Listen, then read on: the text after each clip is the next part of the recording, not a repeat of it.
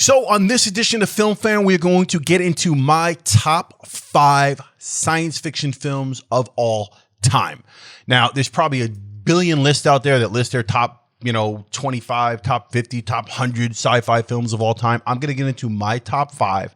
I technically have a few more than 5, but this is my sort of definitive 5. They always make the list. And what I'm going to do here is I'm not going to actually go through and say, all right, starting at number 5, suggesting it's the bottom of the list, and then 4, 3, 2, and then get up to the number 1. All right, because really they all kind of shuffle and shift around depending on my mood, depending on just certain conditions. But I shouldn't say that. I definitely have a number 1 favorite sci-fi film of all time. It is definitely, well, you'll find out next on Film Fan.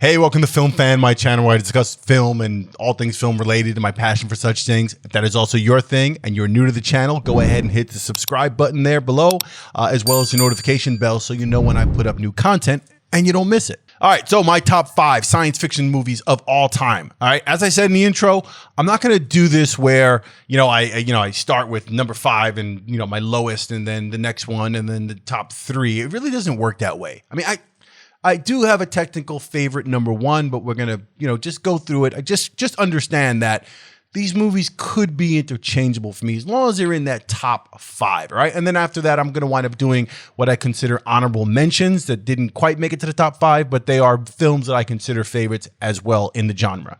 Okay, so first on the list, I guess what would be number 5 for this particular review would be Alien, Ridley Scott's sci-fi horror space thriller. Sigourney Weaver. This is a movie for me that the entire franchise. I first of all, I find that creature in particular, H.R. Giger's artwork for the alien and the design of the alien, I find that to be probably one of the creepiest creatures in the history of cinema. And it's definitely one of my favorites, along with the Predator, which I don't actually have Predator in my top 5, but we'll get to that another time. But yeah, Alien, the franchise, the actual, the Alien in general. So the very first one, Ridley Scott's first, and then Aliens, James Cameron's Aliens, ranks right up there as well. So I'm not putting them separate. I'm just going to put these two together. Alien and Aliens, they just hold a place for me. I mean, the second one more for the action and the amount of aliens we saw, and of course the late, Bill Paxton and his role. Would you put her in charge? That whole thing. Sigourney Weaver, Lance Hendrickson, it comes into the second one. I just thought that, this is a franchise that just holds a dear place. I must have seen it 1,000 times. So Alien, for me, on my list, number 5. Next on the list, again, I'm giving you the ranking just for this video. It doesn't mean that they're ranked this way based on my preference for them. But number 4, The Matrix, 1999, the Wachowskis. Really, do I even have to talk about this? The influence that this movie had for the next decade, and probably still has right now, is just not to be, you can't underestimate it. The special effects at the time were groundbreaking. I remember seeing this in the theater, and I remember the trailer. The trailer was done so well for this because it was that whole, what is the Matrix? What is the Matrix? You know the question as well as I did. It's the question. Right? And everybody wanted to know, what the fuck are they talking about? And I remember seeing this in the theater to a packed house. And I remember the specific moments when Jaws dropped. And the very first moment that Jaws dropped in that movie was when he was being interrogated by Agent Smith. As you can see, we've had our eye on you for quite some time now, Mr. Anderson. It seems you've been living 2 lives.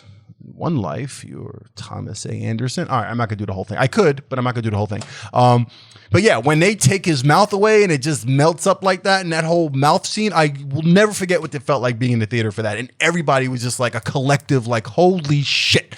And the rest of the movie just continued to thrill and awe. The special effects, the styling, Lawrence Fishburne as Morpheus, does it get any fucking more badass than that? And yes, I wanted a long, sort of crocodile black leather fucking trench coat, whatever he was rocking in that, and the green tie. I actually had the green tie and a brown suit. So yeah, I mean, this is just a seriously I don't think anyone has a sci-fi favorite list without The Matrix. I'm not going to get into the other Matrix. I think Matrix 2 was way overdone. There was probably 15 minutes worth of information they could have given us to move us on to the next film. And they just filled it with 2.5 hours worth of the special effects and all the fun, cool shit that made the first one so cool. So I think it was overdone. And the third one, whatever. We'll see what happens with the prequel. The following three that come up. There's another Matrix. Oh, Matrix 4 that's coming up. I'm getting a little ahead of myself, but the next Matrix, we'll see what happens. All right. So The Matrix, number 4 on my list. All right, number 3. This is special. This is 2001: Space Odyssey. I don't need this is like The Matrix. Okay, like pretty much the last two, like Alien and The Matrix. Not too much I have to say about this. Okay, I will tell you a story though, and it's slightly embarrassing. I've seen this movie. I just saw this movie when I picked up this 4K HD version of the film, this special edition. This is a wonderful package. This is a wonderful 4K disc. So for the collectors out there, if you do not own this in your collection, this is a must own. This is a fantastic addition to anyone's collection. But I didn't see this until recently. So you figured in 2020 is when I first saw this film, and I picked this up middle of 2020. And it's one of those films that I knew over the years, everyone talked about. It's like, oh, it's a movie. You didn't see 2001? How could you be a film person? How could you be into sci-fi? You didn't see 2001? Here's the deal. I saw it when I was younger. I saw it over the years. I saw pieces of it, but I never saw the whole thing. I understood its relevance in pop culture. I understood its relevance in cinema history. I understood it as a Kubrick film that, was significant. And I never got through the whole thing. I didn't even watch it. So I remedied that. I fixed that situation last year. And I picked up this and I watched it. And it goes into my mind as one of the greatest science fiction movies ever made. If I did have like a number one film, I probably should. That's why I said these are all interchangeable, because this is fucking a masterpiece. What blew my mind about this was the fact that this was done in 1968. And, I had thought that Star Wars, that Lucas and, building that whole team, when Lucas built Industrial Light and Magic, ILM, they were working at a garages. They didn't have all the technology to do what they did with Star Wars to do the effects. And Star Wars was groundbreaking at the time. But then I saw this and I was like, Lucas who? This was the fucking film that Lucas, there are shots in this film of the ships and the colors, the white ships and all that stuff that literally look like Lucas just pulled them right out of 2001. So I kind of lost a little bit of respect. I shouldn't say I lost respect. Who loses respect for Lucas? But I think you know what I'm trying to say. When I saw this, it just all clicked and made sense for me. I was like, holy shit, that's where Lucas got it from. That's where everyone gets it from. Ridley Scott later on with Alien, 1977, 78, no, 79, Alien, the first Alien. This is where every space movie moving forward got it from. I could not believe this was made in 68. I thought this was made in 70 something. I thought it was after Star Wars. I didn't even know. Anyway, 2001 Space Odyssey, HAL, as far as I'm concerned, still is one of the creepiest AIs of all time. I'm a big AI I'm just into AI. I don't even call it artificial intelligence. I call it advanced intelligence. And that whole scenario of AI and super intelligence and whatever, this movie really holds a place for me. The cinematography in this film, the score for this film, the music that's used is absolutely mind-blowing. And it is a film, again, if you haven't seen it, you have to see this film. You got to sit through it. And if you are a fan of this film, but you don't own this special 4K edition, you need to run out and get it immediately. It is reference quality material as far as the visuals, the audio. It is a fantastic film. 2001 Space Odyssey, Stanley Kubrick. Okay, so that brings me to number 2. And I'm almost, this is like a painful one. This is like a bittersweet kind of thing. Star Wars.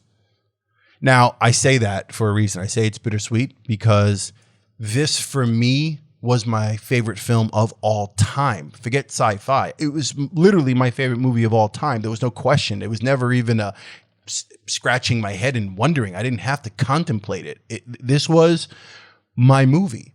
I was a kid with this movie. You know, it was the first movie that I was a fan of, like a fanatic, where, you know, T-shirts and every possible ship that they made, that Kenner made, and all the different action figures. And I was obsessed with this.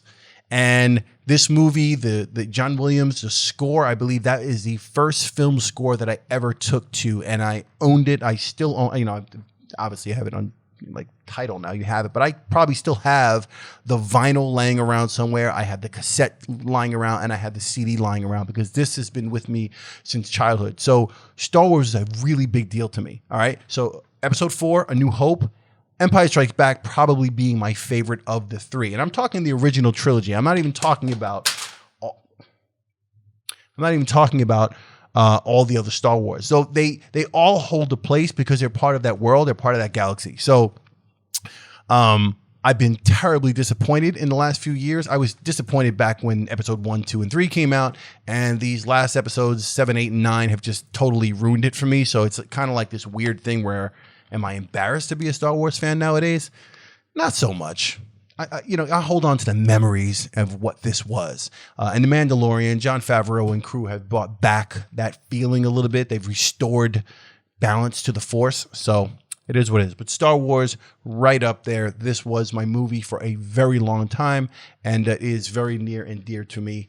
And I will do another episode on Film Fam where I get into Star Wars and all the controversy and how I feel about the newer films. And we'll get into that at some point. I might stir up some emotions on that one. All right. So that's it. Star Wars. And now for number 1, which I said that these are all not really interchangeable, but I did also kind of mention that there was a number 1, a definitive number 1, and it is Blade Runner. Ridley Scott. Again, 2 Ridley Scott films in my sci-fi collection here. Ridley Scott's Blade Runner. Based on Philip K. Dick's Do Androids Dream of Electric Sheep. This is my favorite science fiction movie. It's one of my favorite movies of all time, but it definitely holds the title of number 1 sci-fi film for me of all time. And I own multiple iterations of it. There have been, 7 versions of it that were released from the theatrical release, and then all those versions that were just absolutely terrible. Not terrible, but they just didn't, until 2007 when they released Ridley Scott's version, the final cut. This is the one. This is the definitive one. Actually, 2007 edition, I wound up getting this particular special edition Blu-ray with all the little gadgets and such in it. I'm gonna geek out. All right, this is where I get geeky on this one. But so you've got the Blu-ray, you've got 5 disc here, you've got the little unicorn thingy. Put him over here. All right. The spinner, this is all the geeky shit. So all the fanboys and stuff are probably appreciating this. You've got like slides and stills, and there's a book here. And this is just an amazing, this film for me is the definitive, it's just everything you could possibly imagine in cinema. The way it was photographed, it's just, the look, the feel, everything about Blade Runner, and this is futuristic. I should say it's actually a film in the past now. This film takes place in 2019, Los Angeles, 2019, and we're in 2021. So technically, this is taking place in the past. Here's the thing about this. This is a film I did not see in the movie theater. Another one. And it became a favorite of mine, as it did for a lot of people, through VHS and seeing it over the years and having it on DVD. Like I said, having these different iterations of it through the years. But I was fortunate enough when Blade Runner 2049 came out in 2017, I was lucky enough to they put Blade Runner, the original Blade Runner, in the theaters in IMAX. I thought I was going to shit. It was like just having another child almost. It was like, my God, this is amazing. It was absolutely incredible. When I found out I could see this in the theater, I saw Blade Runner, the original Blade Runner, the final cut in an IMAX theater in the city, in New York. And it was one of the best nights of my life. Definitely one of the best nights of my life. And then, of course, a few weeks later, Blade Runner 2049 was released, and I saw that. I put these two together as well. I mean, this is the one, the first one, Harrison Ford, Sean Young.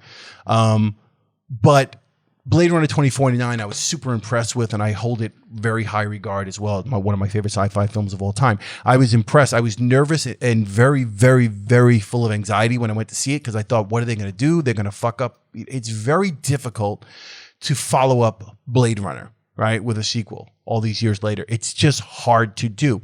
The music, Vangelis' score for the original Blade Runner, Rutger Hauer's performance in this, it's just something that I was really not looking forward to. I thought, holy shit, how are they going to do this? How is Hans Zimmer, who's my favorite composer, pretty much, how is he going to capture or pick up where Vangelis left off? How is that going to work? It's just not doable because every little component of Blade Runner makes for the movie, and you can't have one thing without the other. And somehow they magically pulled it off. Jared Leto, I could have done without. I think he was miscast. He didn't do terrible.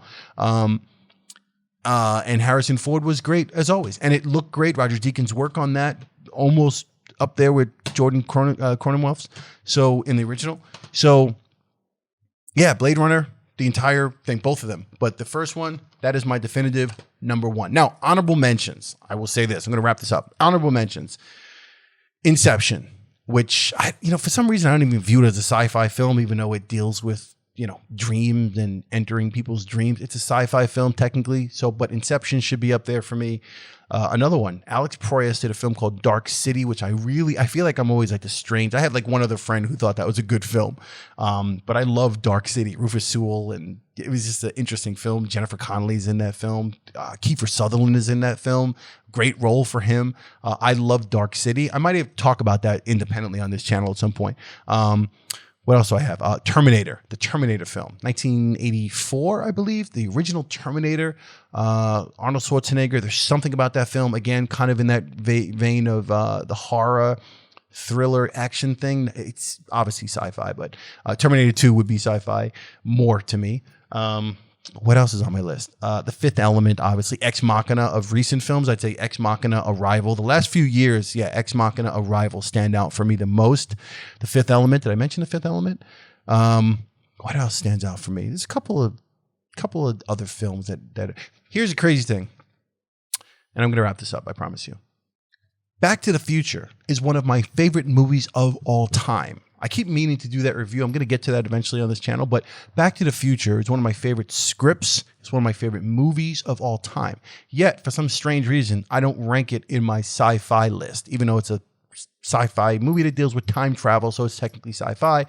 I don't rank it as a sci-fi movie, and I don't put it in this list, but I'll get to that eventually. Anyway, so that's my list. Yeah. Let me know what your favorite sci-fi movies are of all time. Give me your top 3, your top 5. Let me know if you agree with some of these. You totally disagree with me on all of them. Doesn't make a difference. And if you like this video, hit the like button, a little thumbs up. I truly appreciate that. And if you haven't, and you're new here and you haven't subscribed yet, hit the subscribe button and the notification bell. I appreciate you being here. I appreciate having you.